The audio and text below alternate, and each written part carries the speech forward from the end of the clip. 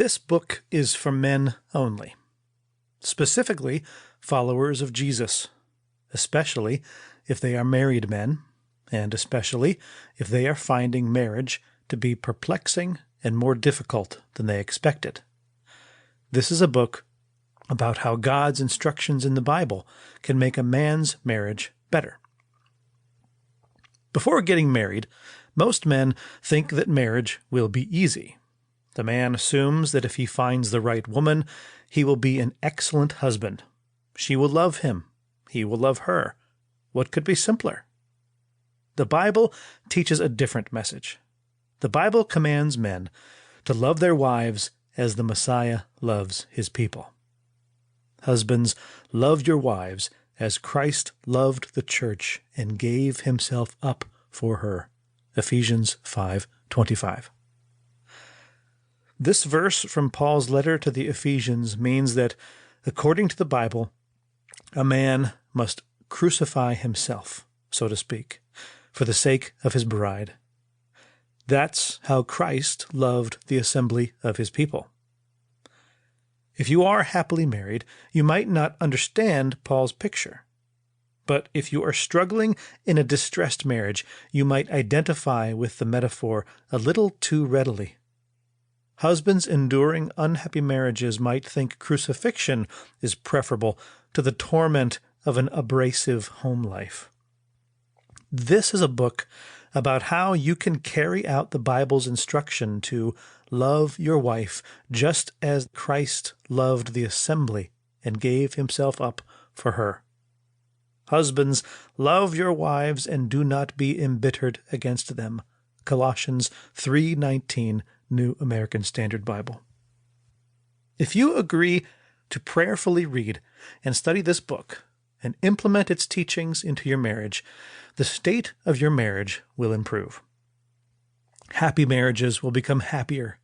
Unhappy marriages will become happy marriages. Men in really difficult marriages will feel as if they have moved from the torment of crucifixion to the bliss of the resurrection. Even if you think your marriage is dead and almost over, there is still hope for you and your wife. With God's help, your marriage may even come back from the dead, and you and your wife will experience the bliss of Adam and Eve in the Garden of Eden. It all starts with reading this book, the whole thing. Don't skip around. Read it from one end to the other, from cover to cover. It's important to read the whole book in the order in which it is written.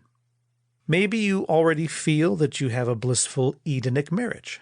Congratulations! This book will help you preserve that marriage. Don't make the mistake of assuming you already know it all. Read this book from cover to cover and pray over it, asking God, "Search me, O God, and know my heart. Try me and know my thoughts, and see if there be any grievous way in me." Psalm 139:23-24.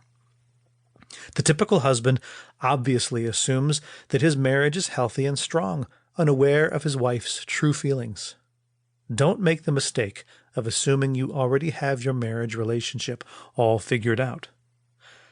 Maybe you are a single man preparing for marriage. This book could mean the difference between a bad marriage and a good marriage.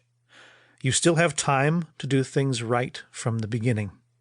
Many men in distressed marriages would trade all they have in this world in order to be in your place.